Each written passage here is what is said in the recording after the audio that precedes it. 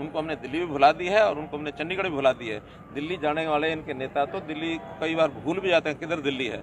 दूर जाके पूछते हैं किसी बूढ़े से कि भाई मैं दिल्ली जाना कितना टाइम लगेगा, बोलते अगले जन्म में। कि अगले जन्म में क्यों? दिल्ली तो मुझे नज़दीक बताया गया कि नहीं, दिल्ली तो छूट गई है, अब पूरे पृथ्वी का चक्कर काट के आना पड़ेगा दिल्ली पहुंचना। तो तोड़ दो कि ये किसी का गढ़ माना जाता है। ये हमारे लिए भी उतना ही महत्वपूर्ण क्षेत्र है जितना उनके लिए है। ये ठीक है कि वो यहाँ लड़ाई ज़्यादा लड़ते रहे और ज़्यादा बार हारे भी हैं, कम बार जीते हैं, और हमारे शेर एक बार पहले जीत चुके हैं। लगातार डॉक्टर अरविंद शर्मा ये इस बार जीत हासिल करेंगे।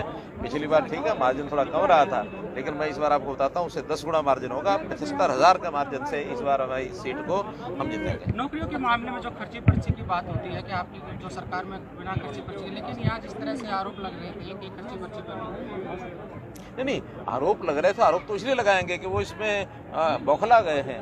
यानी जितनी नौकरियां उनके समय में कभी चाहे वो कैसी भी दी होंगी, उन्होंने खर्ची से दी होंगी, पर्ची से दी होंगी, भाई भतीजावा से दी होंगी, लेकिन हमारे बिना पर्ची खर्ची के भी ट्रांसपेरेंट तरीके से योग्यता के आधार पर मैं दावे से कह सकता हूं कि इस इलाके में पिछले 10 साल में वो भी निकाल लें और हम भी निकाल के बताते हैं। हमारे जो समय में गरीब लोगों को उनसे उनकी नौकरियों से ज़्यादा नौकरियां मिली हैं, और एक एक परिवार जिसके घर में कोई नौकरी नहीं थी, कम से कम 60% नौकरियां तो उन लोगों को गई हैं।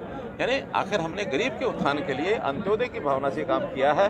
कोई क्षेत्र इसमें अछूता नहीं है। ऐसा ही जैसे आज उदाहरण दिया हमारे चौधरी साहब ने, कृष्णमूर्ति जी ने, कि सांगी गाँव में कोई एक्सेस नहीं था और अब कितने तीन एक्सेस केवल सांगी गाँव तो उनका अपना है।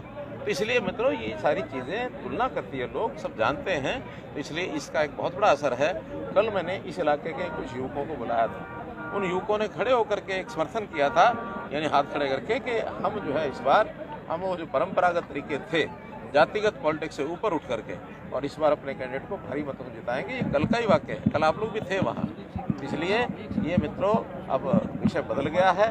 3 C's को ख़त्म करना, चाहे वो करप्शन हो, क्राइम हो और कास्ट बेस्ड पॉलिटिक्स हो। अच्छा सर, राहुल गांधी को लेकर आपने कहा कांग्रेस खत्म कर रहे हैं, उनका सपना पूरा कर रहे हैं महात्मा गांधी का।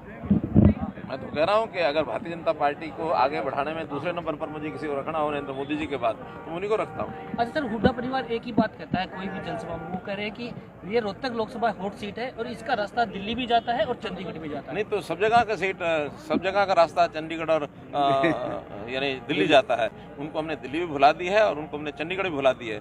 दिल्ली जाने वाले इनके नेता तो दिल्ली कई बार भूल भी जाते हैं किधर दिल्ली है। दूर जाके पूछते हैं किसी बूढ़े से कि भाई मैं दिल्ली जाना कितना टाइम लगेगा, बोलते अगले जन्म में। कि अगले जन्म में क्यों? दिल्ली तो मुझे नज़दीक बताया गया कि नहीं, दिल्ली तो छूट गई है, अब पूरे पृथ्वी का चक्कर काट के आना पड़ेगा दिल्ली पहुंचना। तो अगले जन्म में आएंगे, उससे पहले नहीं आएंगे। सर, कांग्रेस के घोषणा पत्र पर जिस तरह से नरेंद्र मोदी ने कटाक्ष किया था और मुस्लिम एक ठप्पा बताया था, उसको लेकर काफी आलोचना होती है। नहीं, निश्चित रूप से उन्होंने जिस प्रकार की योजनाएं बनाई हैं माइनॉरिटीज़ को कह करके, और उनका वोट बैंक के साथ मान के चलते हैं। हालांकि ये 3 तलाक के विषय को लेकर के भारतीय जनता पार्टी के प्रति भी, मोदी जी के प्रति भी एक अच्छा उनका यानी एक बना है मन में कि भी ये 3 तलाक जैसी कुरीति, इस कुरीति